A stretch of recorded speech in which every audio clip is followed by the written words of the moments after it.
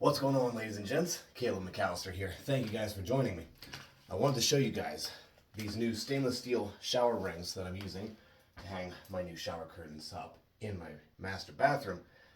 Of course, I still have one left to use because I wanted to show you guys the easiest way to mount it.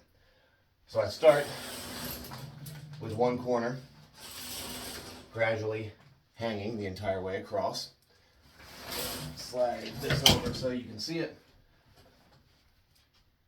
Simply unclip the shower ring by pinching and moving to the side.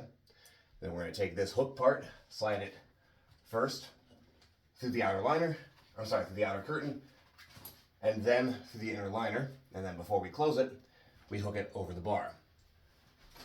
So, hook the outer curtain, then the inner liner, and now slide it over the bar and simply pinch to hook the ring back together. And that is all you have to do. Thank you guys for being here. Have a fantastic day, and I will see you next time. Take care, everybody.